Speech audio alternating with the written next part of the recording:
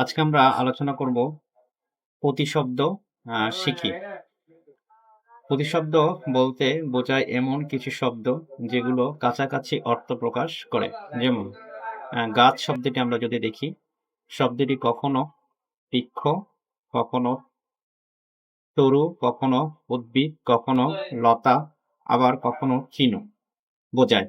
এখানে বৃক্ষ, তরু, উদ্ভিদ, লতা, তৃণ এগুলো গাছ শব্দের প্রতিশব্দ। প্রতিশব্দের সমার্থক শব্দ বলে। তাহলে আমরা প্রতিশব্দকে সমার্থক শব্দ বলা হয়। বাক্যে একটি শব্দের বদলে তার প্রতিশব্দের ব্যবহার করা যায়। যেমন ডান দিকে রাস্তা দিয়ে যাও। এই বাক্যকে যদি আমরা অন্যভাবে বদলে বলি ডান দিকে পথ দিয়ে যাও, তাহলে এখানে ডান দিকে এখানে বলা হয়েছে রাস্তা দিয়ে, আর এখানে বলা হয়েছে পথ দিয়ে। তার মানে রাস্তা এবং পথ একটি আরেকটির প্রতিশব্দ। তবে প্রতিশব্দ সবসময় বদলযোগ্য হয় না। যেমন কেউ বলতে পারেন ধান গাছে পোকা আক্রমণ হয়েছে, কিন্তু এর বদলে ধান বৃক্ষে পোকা আক্রমণ হয়েছে। এখানে একটি প্রতিশব্দ ব্যবহার হয়েছে ধান গাছ। এই ধান গাছকে প্রতিশব্দ হিসাবে ধান বৃক্ষ বলা হয়েছে। তার মানে আমরা বুঝতে পেরেছি প্রতিশব্দ হচ্ছে একটি শব্দের সমার্থক শব্দ। নিচে কিছু শব্দের প্রতিশব্দ দেওয়া হলো।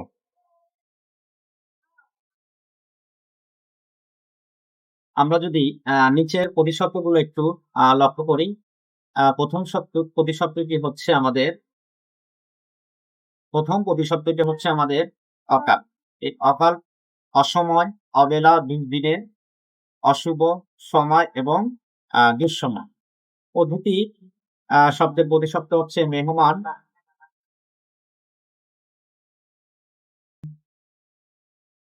অবগত, আগন্তুক, নিমন্ত্রণ, আমন্ত্রিত এবং কুটুম।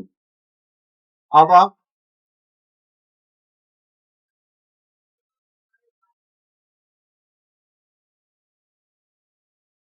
অভাব প্রতিশব্দটি হচ্ছে অনটন, দারিদ্র, ধন্য, দীনতা, দুরস্থতা, অস্বচ্ছতা। আইন প্রতিশব্দটির হচ্ছে বিধান, কানুন, ধারা, নিয়ম, বিধি। একতা প্রতিশব্দের অর্থ হচ্ছে পক্ষ, মিলন, অভেদ, অভিন্নতা। কথা প্রতিশব্দটি হচ্ছে উক্তি, বাক্য, বচন, কথন, বাণী, বিষয়। খাদ্য প্রতিশব্দের অর্থ হচ্ছে খাবার, খানা, আহার, ভোজন, অন্ন, রসদ।